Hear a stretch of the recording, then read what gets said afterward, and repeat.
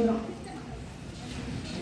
ஜனவரி 26, 1950 அப்போ இந்திய அரசியலமைப்பு சட்டம் அப்படின்னு ஒன்று வெளியிட்டு நம்ம அதை ஃபாலோ பண்ணுறோம். அந்த நாளை நினைவு கூறுற வகையில் தான் நம்ம ஆண்டுதோறும் ஜனவரி 26 அப்போ குடியரசு தினம் அப்படின்னு நம்ம கொண்டாடுறோம். இந்தியாவின் முதல் குடியரசுத் தலைவர் யாரு ஸ்டூடெண்ட்ஸ்?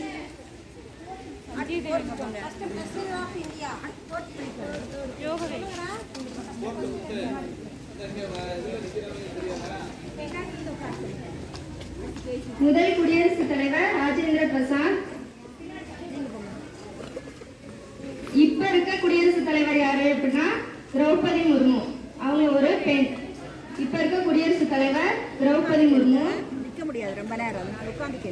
டிசம்பர் 12, 1946 அப்ப ஒரு முடிவு பண்றாங்க. நம்ம நாடு சுதந்திரம் அடைஞ்சிருச்சு. அதை நம்ம ப்ராப்பரா ஃபாலோ பண்ணி போகணும்னா நமக்கு ஒரு விதிமுறைகள் தேவை அப்படின்னு முடிவு பண்ணி ஒரு வரைக்குழு உருவாக்கி அதுக்கு டாக்டர் அம்பேத்கரை நியமிக்கிறாங்க. 2 ஆண்டுகள் 11 மாதங்கள் 18 நாள்ல முழு சட்ட அமைப்பையும் உருவாக்கி சமர்ப்பிக்கிறாங்க. அதை நம்ம ஏற்றுக்கொள்ளதுக்கு முன்னாடி பல விவாதங்கள் நடைபெற்று கடைசியா 308 நாடாளுமன்ற உறுப்பினர்களுடன் ஏற்றுக்கொள்ளப்படுது. ஜனவரி 24, 1950 அப்ப அதை நம்ம எல்லாரும் ஏற்றுக்கொண்டோம்.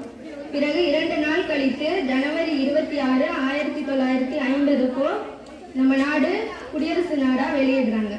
இவ்வளோ கஷ்டப்பட்டு நமக்கு சுதந்திரமும் குடியரசும் நமக்கு கிடைச்சிருக்கு. அதை நம்ம சரியான முறையில் ஃபாலோ பண்ணணும். இப்போ ஸ்டூடெண்ட்ஸ் நீ இப்போ நம்ம ஸ்கூலில் இருக்க சின்ன சின்ன ரூல்ஸை நீ ப்ராப்பராக ஃபாலோ பண்ணணும். டெய்லி என்ன பண்ணணும்?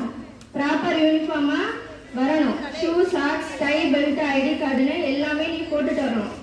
ஓகேவா? நெக்ஸ்ட் என்ன பண்ணணும்? டைமிங்க்கு ஸ்கூலுக்கு வரணும். சாப்பாடெல்லாம் வேஸ்ட் பண்ணக்கூடாது. இப்போ நீ சின்ன சின்ன இந்த ரூல்ஸ் எல்லாம் ஃபாலோ பண்ணி நம்ம பழகிக்கிட்டாதான் பெரிய ஆளானோட நீ எல்லா ரூல்ஸையும் கரெக்டாக ஃபாலோ பண்ண முடியும். Okay, thank you.